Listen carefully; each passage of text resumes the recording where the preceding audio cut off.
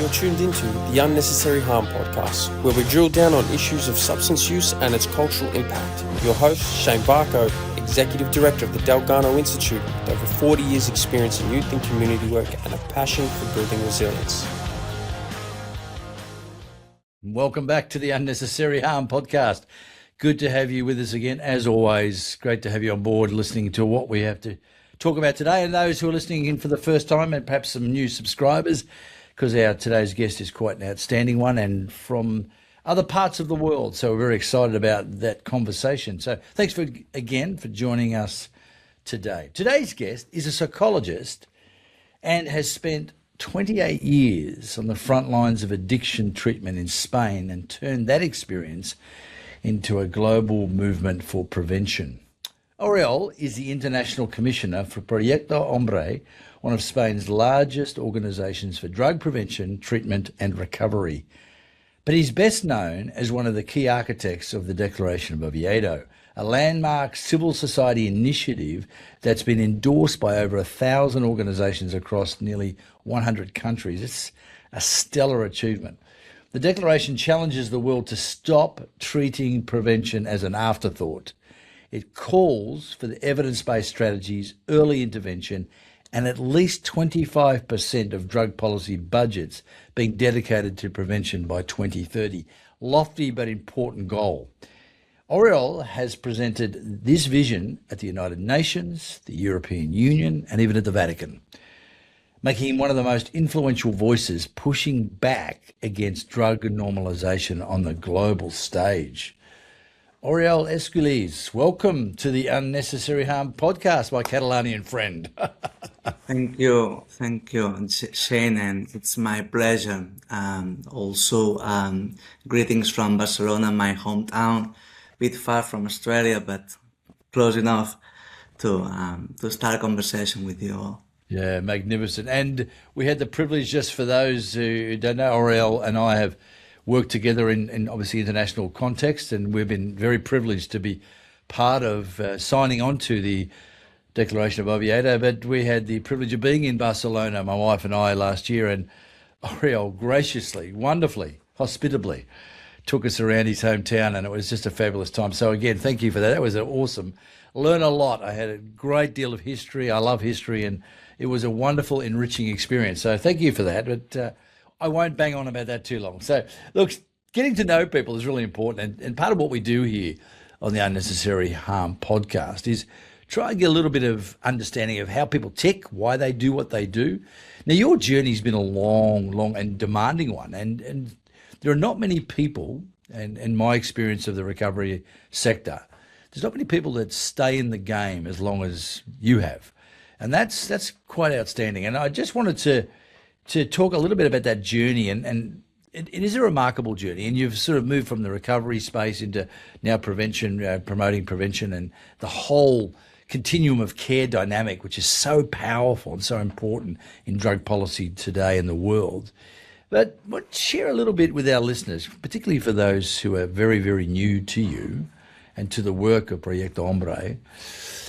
Share a little bit about your recovery journey. What were some of the things in your world? What were some of the catalysts, some of the drivers that led you to a space where you needed to enter into recovery? If you can talk to that space openly and frankly. Well, thanks for your question, which is not an easy one. Sure. But I'll try to do my best. I think I would start by the end of the journey. Today, I have met people like you from all over the world that are really pushing and promoting health to many people by preventing, by treating, by recovering. And the more I know, the more people I know doing like this. So it's like we are very different among us, sometimes culturally or even political regimes, languages, etc. But there's something universal, There's a universal language when it comes, for instance, to prevention, to drug use prevention, that we haven't met before, but we can speak the same language. So I don't know how to call it, but there's something universal there Yes, that good.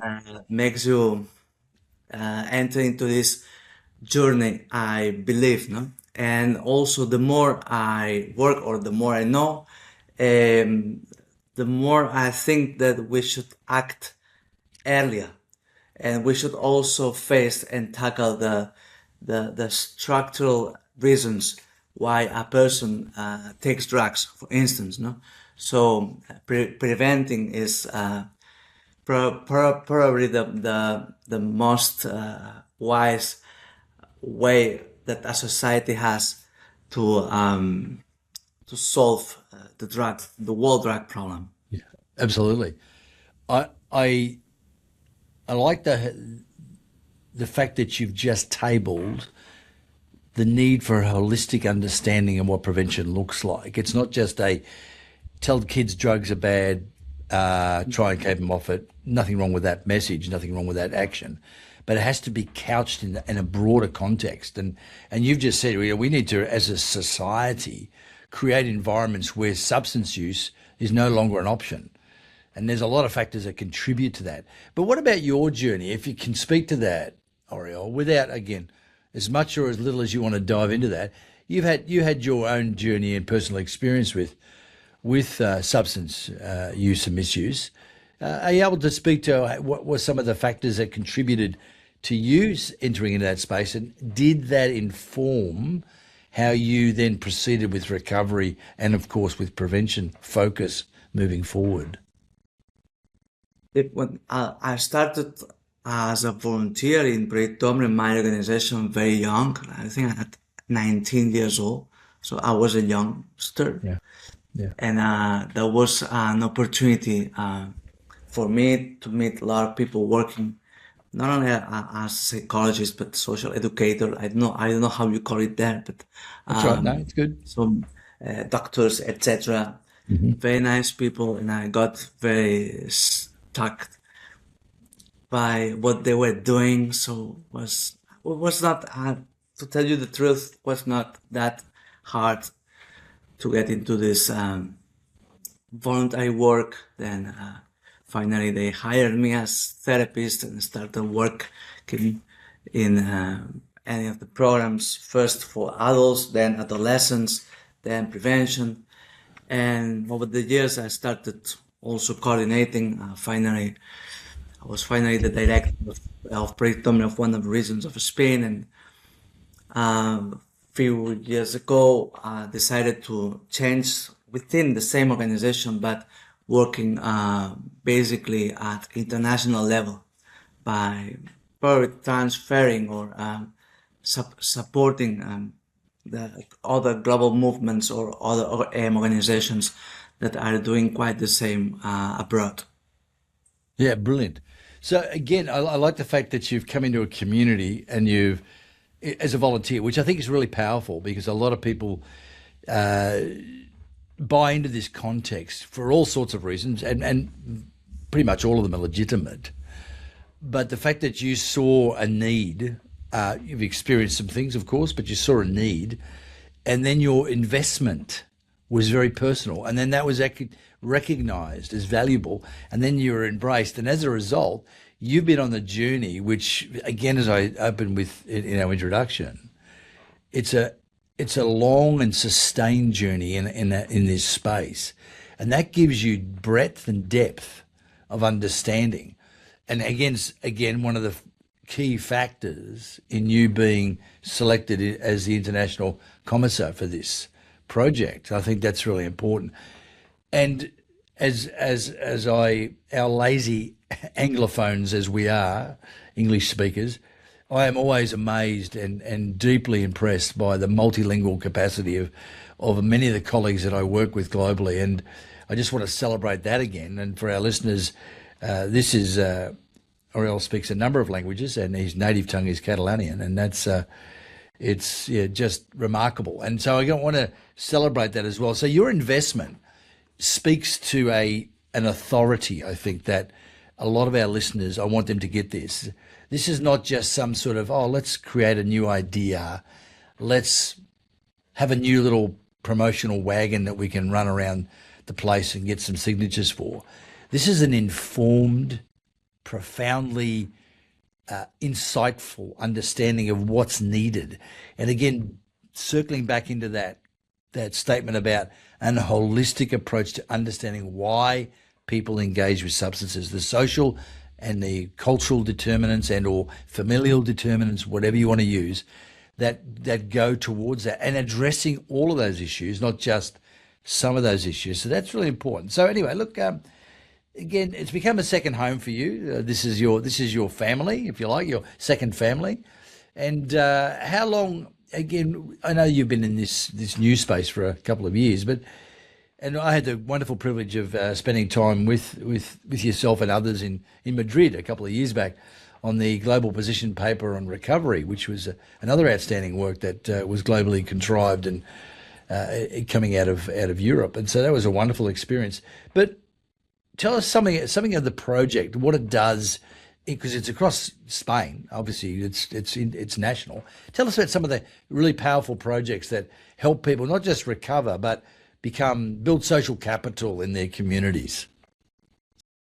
It's a big institution called Proyecto Hombre, that means human project. It's a long-standing organization, more than 40 years working throughout Spain with more than 200 services, prevention, treatment, recovery, but we also do training, research, and people know about Proyecto Hombre. It's popular, so you ask on the street and people know about. So this is something which is very powerful, because when someone has a drug problem in Spain, it usually came to their mind that Proyecto Hombre might be a solution, or might be other solutions. But and we reached this level of visibility and acceptance, and this is I think something which is very precious.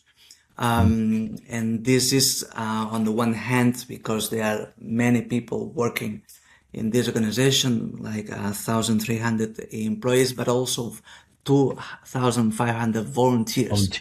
Wow. On a voluntary basis. So it is a combination about professional staff and volunteering.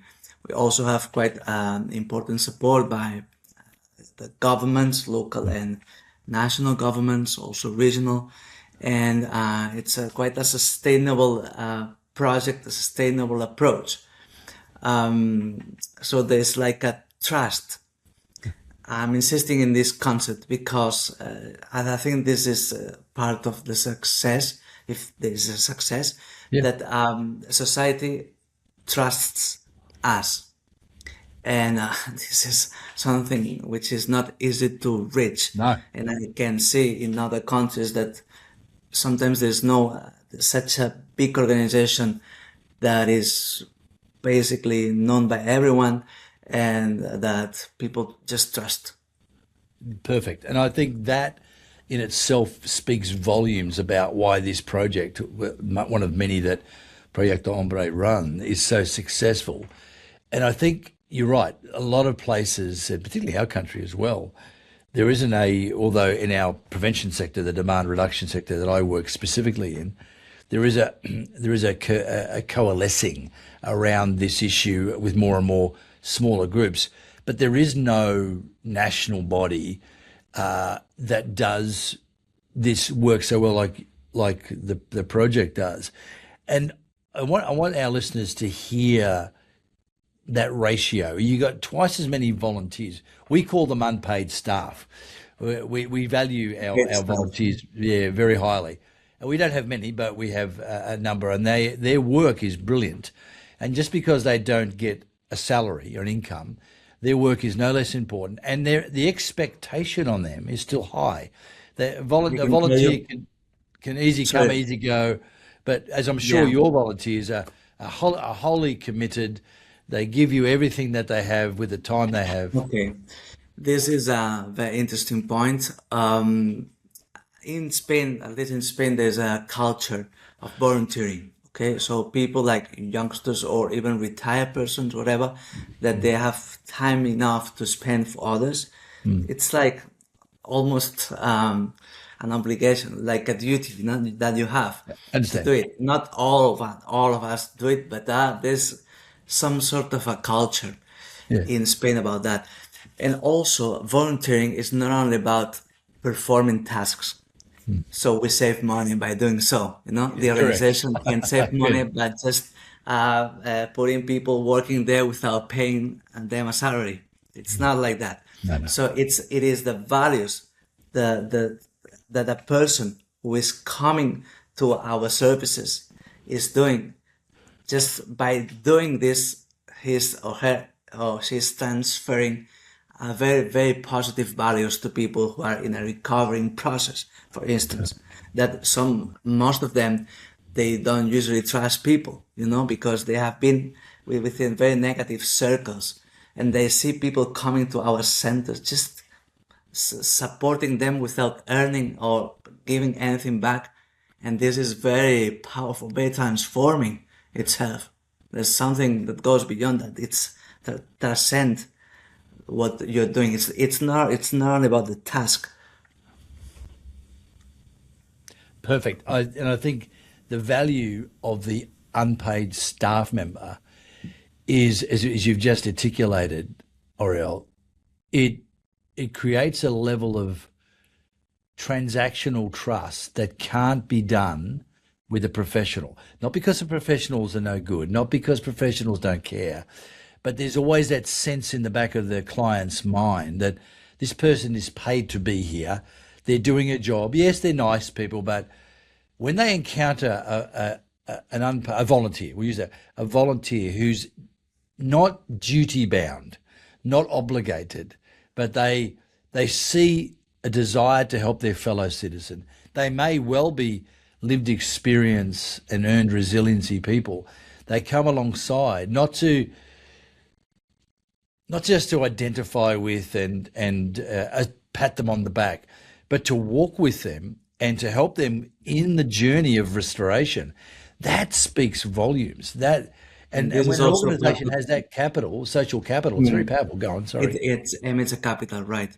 So there's also a hope. People can see a hope. So society can be something positive, something nice. But also, it's not only about will.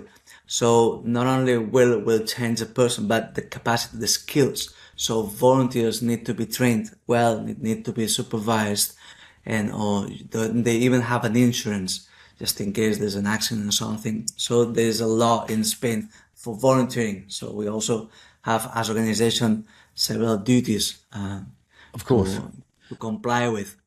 Yeah, well, there's a duty of care for them and a duty of care for your clients, and that's a level of professionalism and the level of care. I think those two things go together beautifully. And Proyecto Hombre is a master at this space, clearly evidenced by the fact that you're a national organisation. You're backed by government, and the government aren't telling you how to operate.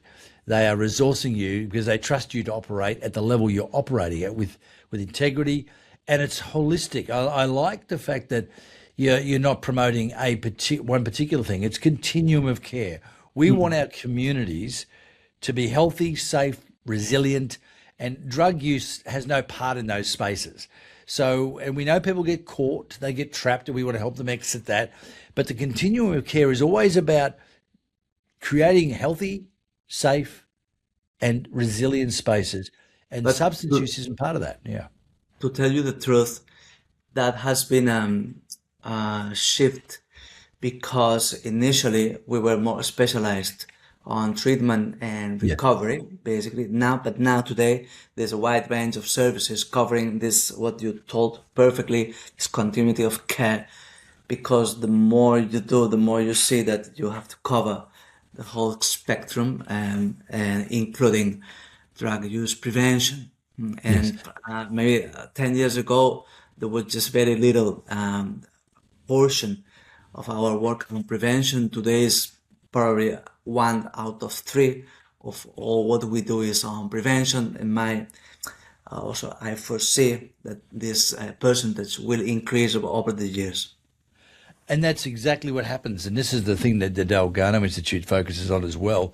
We are a demand reduction prevention focused organisation. That's our priority. You were started at the recovery end, and you moving towards prevention. Well, we started the prevention end, and we understood that the need to engage the recovery alumni as effective capital building, social capital building agents in their community, that this continuum is very powerful. If we can engage people in restoring communities, in making communities healthy and safe and resilient, then that agenda becomes the driver. As you talked about drivers, it's not that I'm this or I'm that, or no, we want to see a society flourish. We want to see a society, and young people particularly, flourish. And we know that substance use is going to be problematic. It denies flourishing. It denies the full human potential, the full human project. It denies them from becoming all they can be. So a society that fosters that invests in that, is very, very powerful, as opposed to societies that simply let people do whatever they want and try and manage the damage. And we've seen the result of that in the last 20 years. And people are starting to go, this isn't working. This is not, sure, we have to help people caught in the tyranny of addiction, but we need to do more than simply drive ambulances at the bottom of the cliff. We need to restore the protective fences at the top, not prohibitive fences, the protective ones. It is necessary, but it's not enough. So prevention needs to be included. I like to say that it's like a war. So within a war, you cannot you will not end a war just by building hospitals or by providing but you need the hospitals. Correct. You need the hospitals. Correct. Otherwise, we are not a society. We would be another thing. We need to care about those suffering, and giving them a second chance and supporting them. Correct. To rehabilitate and to recover with us. No? So this is what I understand a society is. Yes. We're just lost. Yeah. But of course, this is not enough to probably end the war. No? We need to include other approaches, basically prevent. And that's the beauty of the human experience, and hence the Proyecto Hombre. It's a human experience, and there is so many things that happen in the human experience, and we want to try, as you've now understood as an organisation, we have to have the entire gamut of things in play to ensure that people get a chance to flourish, grow, and if they've been damaged or hurt, restored, renewed, and then released again to be the contributors that we know they can be, and their human potential is realised. And of course, substance use is not part of that. It never has been, never will be. But the bad actors like to try and spin that. So, hey, before we continue, we want to highlight an excellent cousin podcast you should definitely check out. Pathways to Prevention with Dave Clausen. Dave brings incredible, proactive and protective insights that really complement the work we're doing here at UHP. That's pathway number 2, prevention. Make sure you subscribe and give it a listen. Now, back to UHP. I'm really excited about that work. And of course, we've seen the erosion, and I think this is one of the joys of, and one of the reasons I wanted to get yourself on, Oriol, is it's a lot of people are waking up to the erosion that's happened over the last 15 to 20 years against prevention. Certain elements, certain actors have managed to create a new narrative that drug use is inevitable, it can be managed, damage can be managed, all this sort of thing. But what's done is that it's opened a door of permission, and that permission model invites particularly young and vulnerable people into the substance using space. And once they get engaged, particularly as young people, the damage is done a lot quicker, and it can be sustained a lot longer. So to see organisations like yourself move into this arena and begin to become champions of it is really exciting for us. As I said, we've been doing a similar thing, but in reverse. And last year at the C&D, we presented a paper on the journey from recovery to prevention and what that actually means. And we saw we're seeing a lot of people in the sector, recovery sector, really buy into this. And so we're really encouraged by that. Now, the catalysts, again, I think you've hit on it. So I don't want to repeat the question, but what was that? Was there a moment in the last 5 or 6 years when you thought, hang on a minute, and this is, again, buying into the Declaration of Oviedo, you went, we need to have a statement. We need to have a public and a global statement on this. What was the moment, can you recall, when your organisation and yourself decided we need to do this? When did that happen? Very good question. I can tell you a couple of things. First one, sometimes you realized about something after, not after. And then I think that some groups have kidnapped the concept of human rights. But if you look at a child, you can for sure understand that the child has the human right to be protected from drugs. And there's Article 33 of the Convention of the Rights of the Child. No? So this is his or her human right to be protected from drugs. And I didn't mention it like this 5 years ago, but now I have this in mind, and I can put it like this with a sentence. And of course, 3-4 years ago, probably we felt, not only me, but my organization, Proyecto Hombre, more people, like a momentum. There is a momentum in where if we mobilize globally, if we make clear proposals on prevention, and if we try to engage key stakeholders, key actors in society, not only governments, but academia, civil society organizations, youth-led organizations, etc., from all over the world, we are actually the majority. And this is another lesson learned. We are actually the majority.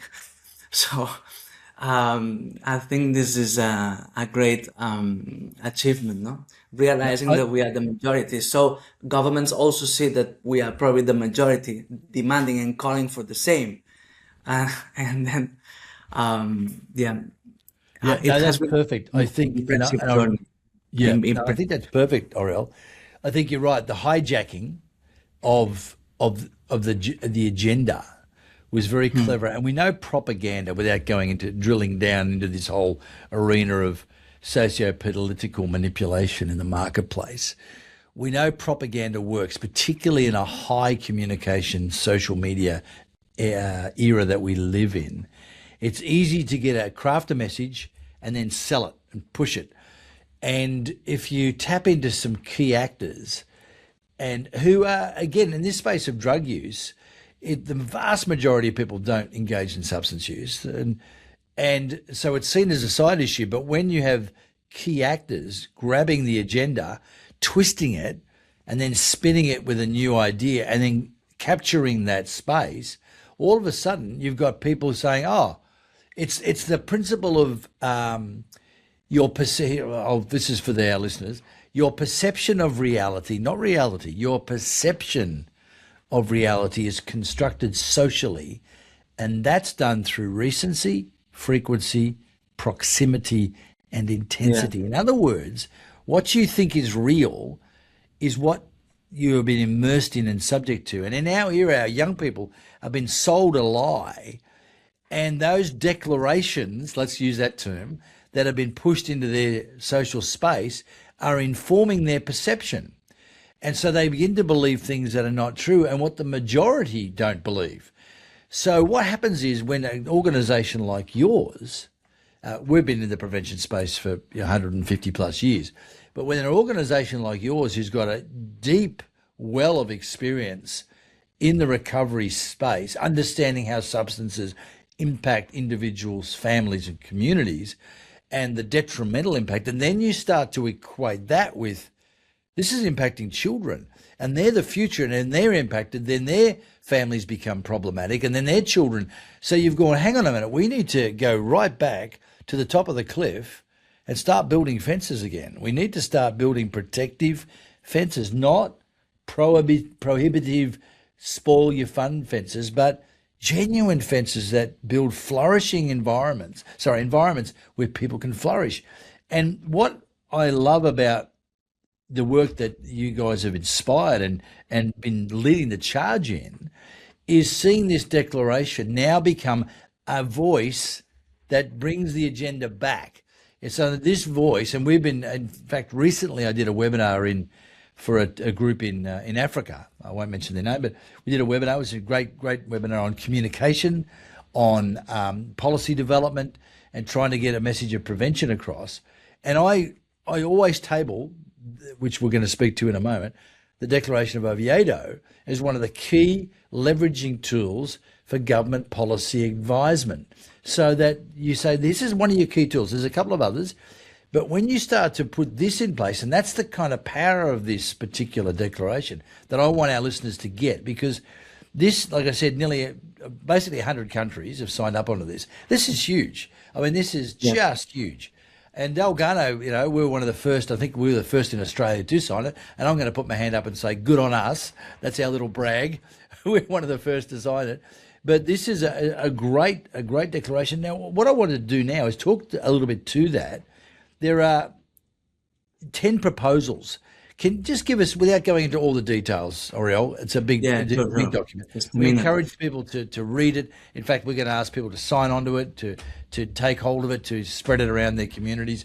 But just give us a couple of the key, salient, powerful points of the declaration that you think are really punchy. Sure. Yes, today, to give you an update, more than 3,200 institutions have endorsed from 163 countries. Wow. So okay. So hang on. Let's just double check that. Most of the world's countries. Over 3,000 organizations, not over 3,000. This is brilliant. So our data is slow, and over 160 countries now. Yeah. And many also from Oceania, Australia, New Zealand. And yes, I would summarize by telling three main proposals, group of proposals. The first one, it has to do with doing prevention better. Mm-hmm. So embedding research and evaluation and what's called evidence-based. So not all interventions work the same. So let's also try to be robust and to see whether our interventions are working or not in order to adjust, to improve, right? So trying to do prevention better. So this will for sure help people better as well. And there's another group of measures that goes to investment, to allocating more budget, as you said, 25% by 2030 on prevention, by allocating more resources, by covering all populations, so universal coverage of prevention for everyone, for all children all over the world, and not only a particular group, not only for a region of your country, but everyone. And there's another group that also has to do with defining or tailoring the better interventions, because not one size fits all. So probably for this particular group at this age or within these risk factors, we should design and tailor this particular intervention, and this is, I think, key as well. No, having read, obviously we've signed onto it, all 10 points, they're very well worked through, again, evidence-based. And we also know that, and sadly, a lot of outcome-based successes don't quite get into the evidence-based space, not because they don't work, not because they're not fantastic, but because someone hasn't had the money to actually evaluate them. So we also acknowledge outcome-based enterprises and the innovative actions of people. And I love what Oviedo Declaration does. It says we're looking at best practice, we're looking at how does that work, and we're also looking at tailoring that and encouraging jurisdictions to tailor these best practices for their cultural context, and not give up on something because it doesn't seem to work, but the principle works. How do I make it work within my context? And one of the things the Declaration of Oviedo does is it directs you towards these potential ideas and it also it encourages innovation. And I love that because Delgado is, we've always believed in the innovative approach, particularly to education, because of the nature of pedagogies varies from culture to culture. How people understand information, how they receive it, how they inculcate it, how they deliver it. So teaching them how to do that is also part of the process. So it's not just principle, but it's also practice. And so that's what I love about this. And what I want to do, just finishing up, because we could sit here for a long time talking about that. I really want to encourage people to sign on, not just sign on to this, but look at the platform, which is the Oviedo Declaration as its own platform. So we encourage you, of course, to look at Proyecto Hombre and look at their work, their national work. It's great work, as you said. Thousands of staff and volunteers, hundreds of centres across Spain. And so their work, and this is a active, successful continuum of care work. So look at their work and check it out. But obviously the Declaration of Oviedo is specifically about prevention, the rights of the child, which we're big on, and we're doing a lot of work in this space as well. We encourage people to get up to that platform, sign onto it. But Oriol, what would you encourage people to do? Not just sign on, obviously. What's your passion for them? And how can they best engage with this? Okay, very good question. The more we are, the stronger the voice.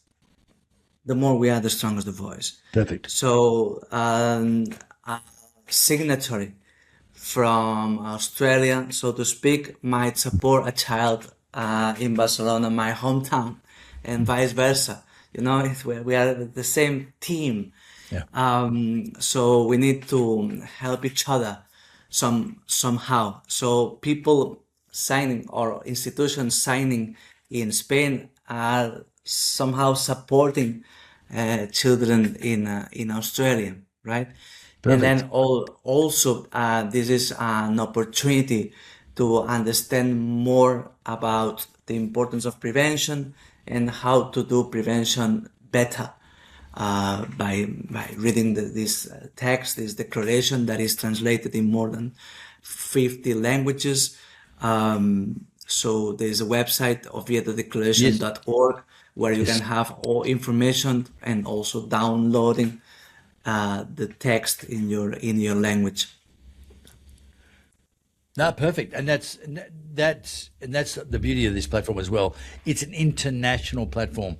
This is not about signing on to a culture specific, a region specific agenda. This is global, folks. And whether you're in the recovery space, whether you're in the prevention space, whether you're in the counselling, I think wonderfully if you're in law enforcement, you're in education, doesn't matter where you are. This is a really, really, really important initiative, and it is growing. Well, it's obviously almost at the zenith. It's huge, but we encourage you to engage with it, not just as Oriol's encouraged you to do. Sign on, yes, and sign on and join in, partner with people around the world, young, old, various professions, of all backgrounds, but to really look at the principles.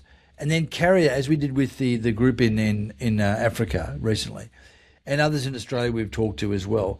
Carry this as a very powerful tool at informing policy development, as informing practice development, and pushing back against the pro-drug activists who are trying to normalize substance use in your culture. This is not normal behavior. I'm going to put it on the table. Substance use is not normal. The idea that children experiment with drugs, again, not normal. That's a meme that's been created, and it's self-perpetuating because we keep repeating it. But as Oriol said, and as we know, the vast majority of people don't use substances. And if they're given an option not to use, they won't. It's the drivers, the propaganda, the cultural pressure that's driven by certain actors that creates this space. And the Declaration of Oviedo, or the Oviedo Declaration, it actually pushes back against this in a really sound, evidence-based and culturally effective way. So what I want to do is, you go on. We are actually more powerful than what we really think we are. so we can change the narrative. So we have quite a lot of strength and resources if we join forces to change many things, like the one you were sharing. Yep, perfect. I like that term. I'm going to say it again. Oriol said it. Changing the narrative. The narrative that a lot of our kids in the Western context have been subject to is toxic. It is a counterfeit. It is dangerous. And for every person listening to this who's been through the journey of substance use and come out the other side, you know this. You know the lie you got sold. You know the game you got bought into, and then you saw how much that game cost you. Yes, we're not talking about people who are, trauma-informed with substance use. That's a whole different demographic, and we understand that. We've talked to that, and that's a very, very powerful space, and that requires different interventions. But when kids are told this is part of life, having fun, getting off, whatever, that narrative has been inculcated for too long. And now this pushback, and the Oviedo Declaration is one of the most powerful tools to help you push back in that space. So again, go to oviedodirection.org, just .org, isn't it? Sorry? The website is .org? Yes, .org, yes. Yes, so. O-R-G. Declaration of Oviedo.org? Yep, perfect. Yes. So no, please go. The website is Oviedo Declaration. That's right. .org. Yeah, that's right. I want to give people both, but the actual URL is oviedodeclaration.org. But you can type in Declaration of Oviedo, it will come up as well. Please go on the website. Please look at it, read it, ingest it, and then invest in it, and add to this thing. We're going to finish up there. I think that's a great space to finish, Oriol. And I want to congratulate on behalf of Delgado Institute and many other actors in Australia that are in the prevention space and the recovery space that we are closely associated with. We want to congratulate you all again on your wonderful work. It's a great effort, and we're very excited about seeing this push back and make a difference that it can do globally. So again, until next time, thanks for joining us on the Unnecessary Harm podcast. Always a pleasure to have you with us. And remember, today's another further clear clarion call that we don't have to put up with unnecessary harm. And so until next time, be safe, be resilient, and make a difference in your community. Till then, bye. Bye, everyone. As we wrap up today's session, remember, each step towards understanding is a step away from unnecessary harm. We're here to empower, inspire, and pave the way for optimal well-being. Stay resilient, stay informed, and continue being the change your community needs. Thank you for joining us at the Unnecessary Harm podcast. Until next time, take care and keep pushing forward.